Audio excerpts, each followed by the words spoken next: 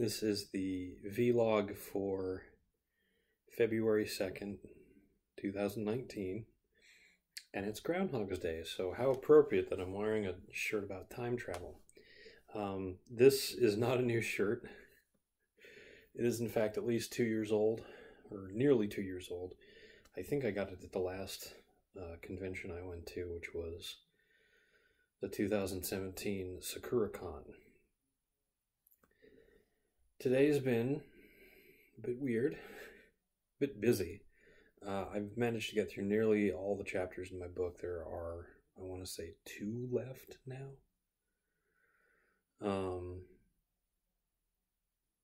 Maybe 3, but I'll be able to get through those tomorrow morning. And then on Monday, I'm going to pack it up into a Word document that I can email off to publishers and start shopping this thing around.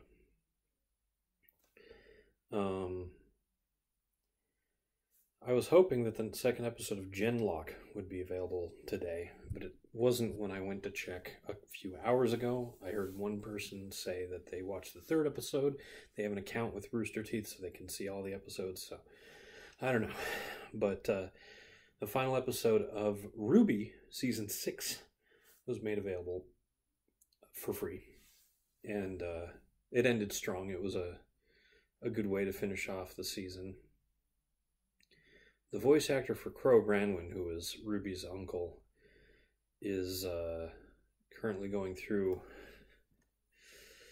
what may be repercussions of his own activity. He apparently has a very bad reputation for the way he treats female, especially young female fans at conventions or in general.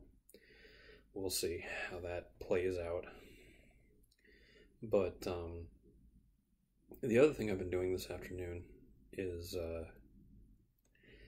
watching videos breaking down the timeline of Resident Evil games. And I think I've spoken briefly about this in the past. The Resident Evil plotline is actually fairly interesting.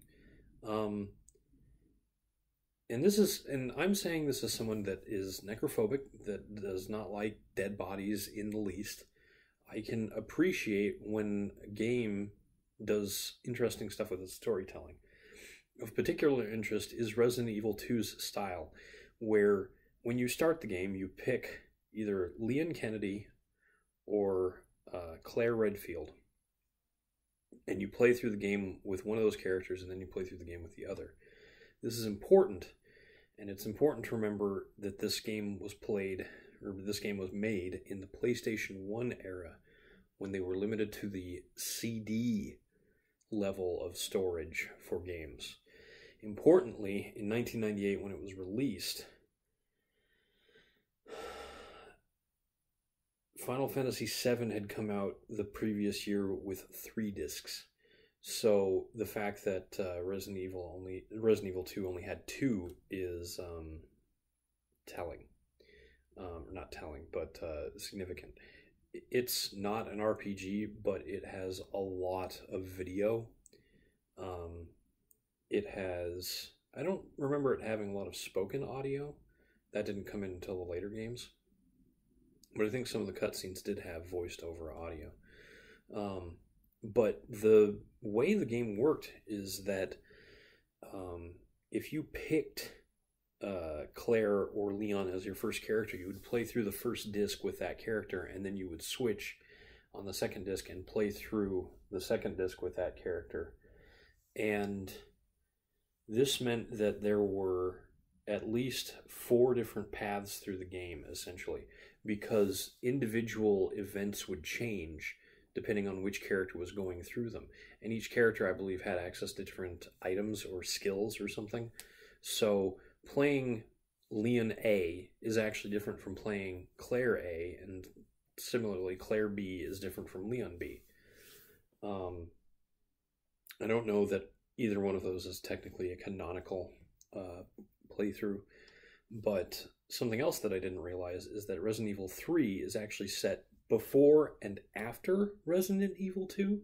I played a little bit of Resident Evil 3, but The Nemesis actually scared me. Like, it made me so anxious. I was always afraid that it was going to show up, and whenever it did, it had its own sound effects and music that drove me up the edge. I just couldn't stick with it. I got probably about 3 or 4 hours through Resident Evil 2 before I put that down. I actually returned it. I had rented it back when renting games was a thing. God, that is weird to think that when I was in high school, which is when the games came out, I rented them. I rented a lot of games. I owned Final Fantasy VII, Final Fantasy VIII, Final Fantasy Tactics, and a handful of other games like Mega Man X games that were released on the PlayStation. My PlayStation library was not very big. Most of the games that I played on it, I did rent. And if I had a little bit more money right now, I might get Resident Evil 2. I've got birthday money coming, theoretically. I don't know, we'll see. But, yeah. Resident Evil games have very complex narratives that don't have a lot of high and mighty, preachy sort of Aesop, messages in them. They really are just more about, these people are evil, Resident Evil, and they keep performing experiments for financial gain, and their experiments inevitably go out of their own control, and they are hoisted by their own petard, and the heroes of the story, by virtue of being heroes in a story, survive, mostly, and are also immune to the virus, mostly. I've seen some interesting theories about how some of the characters have been given immunity as part of a larger experiment, and how some characters developed immunity and that became a plot point later, and how some characters are in fact not immune. Jill Valentine, I'm looking at you. But, yeah. If I was better at them, I'd probably enjoy them more too. I was not very good at conserving ammo. I shot a lot of zombies and missed a lot of zombies as well.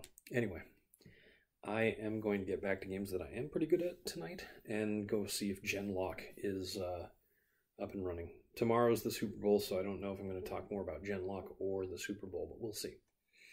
I'll probably say at least something about the winner, and I'll probably be a lot more pleased if the Rams win and not the Patriots. I'm Eric Spornitz, and tomorrow will be better.